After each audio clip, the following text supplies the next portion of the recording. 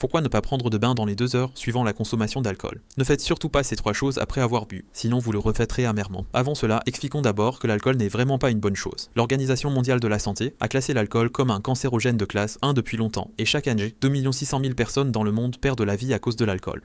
Si c'est à cause du travail ou pour d'autres raisons que vous avez bu de l'alcool, alors évitez absolument de faire les choses suivantes. Tout d'abord, ne vous couchez pas immédiatement après avoir bu, car l'alcool est principalement métabolisé par le foie. Or, lorsque vous dormez, le métabolisme ralentit, ce qui empêche l'alcool d'être éliminé rapidement. Il restera alors dans votre corps et attaquera votre foie ou d'autres organes. Une fois que la quantité accumulée dépasse la capacité métabolique du foie, cela peut provoquer une intoxication alcoolique.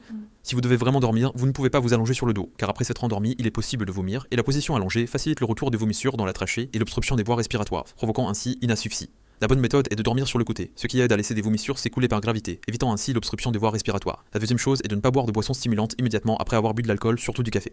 Certaines personnes, après avoir bu de l'alcool et ressenti l'ivresse, veulent rapidement se réveiller, alors elles choisissent de boire du café. Il faut savoir que l'alcool a un effet sédatif, tandis que la caféine dans le café est un stimulant. Ces deux éléments, l'un sédatif, l'autre excitant, c'est comme le feu et l'eau, ensemble ils se nuisent mutuellement, mais ce pas.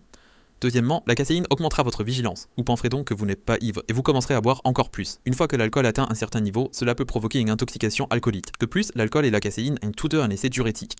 Il faut savoir que boire de l'alcool met déjà le corps dans un état de déshydratation légère, et lorsque la caféine s'en mêle, la fréquence de liquéfaction augmente naturellement, ce qui peut entraîner un risque de déshydratation. La troisième chose est de ne pas prendre de bain chaud dans les 2 heures suivant la consommation d'alcool, car l'alcool dilate déjà les vaisseaux sanguins, ce qui peut faire baisser la pression artérielle après avoir bu. L'eau chaude peut stimuler la circulation sanguine et provoquer une dilatation des vaisseaux, ce qui fait également baisser la pression artérielle. Une fois combiné, cela peut entraîner une chute brutale de la pression artérielle. C'est pourquoi certaines personnes s'évanouissent dans la salle de bain après avoir bu, probablement à cause de cela. Bien sûr, il ne faut pas non plus prendre les douches froides. Comme je l'ai dit tout à l'heure, après avoir bu de l'alcool, les vaisseaux sanguins se dilatent, tandis que l'eau froide les contracte. Il faut savoir que cette alternance de dilatation et de contraction peut causer un choc important au cœur et aux vaisseaux sanguins. Ces fluctuations violentes, pour ceux qui ont déjà des problèmes cardiovasculaires, ont un impact considérable, inutile de vous le dire. Vous le savez déjà, mais ce pas.